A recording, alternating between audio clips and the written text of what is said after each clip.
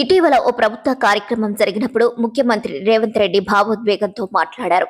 తల్లిదండ్రుల బాగోగులను పట్టించుకొని ప్రభుత్వ ఉద్యోగుల వేతనాల నుంచి 10% మినహాయించుకొని తల్లిదండ్రుల ఖాతాలో వేస్తామని అన్నారు. ఇక ఈ నిర్ణయం పట్ల తెలంగాణ సమాజం నుంచి సానుకూల స్పందన వ్యక్తమైంది.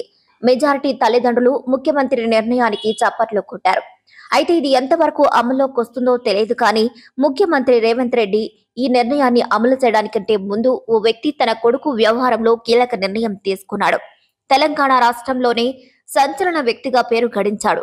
అతని పేరే శ్యామ్ సుందర్. పేరు పొందిన రాజకీయ నాయకుడు. ప్రస్తుత హనుమకొండ జిల్లాలోని ఎల్కతుర్తి మండలానికి ఎంపీపీగా పనిచేశారు. ఆయనకు ప్రజల్లో విపరీతమైన ఫాలోయింగ్ ఉంటుంది.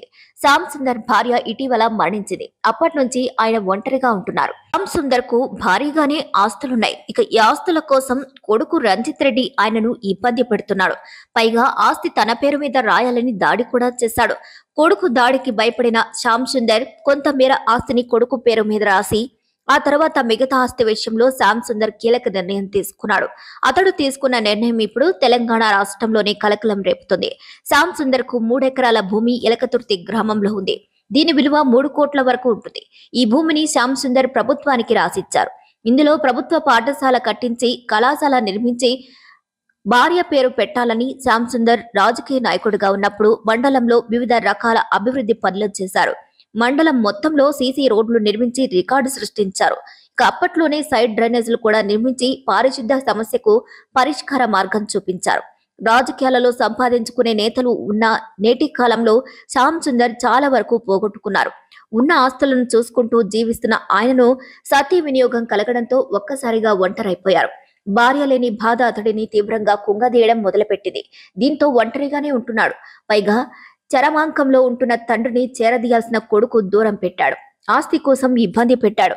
ఒక్కసారి దాడి కూడా చేశాడు.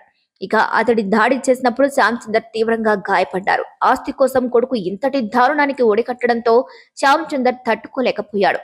తనకు విలువైన భూములు ఉన్న నేపథ్యంలో వాటిని మొత్తం ప్రభుత్వానికి రాసిచ్చారు.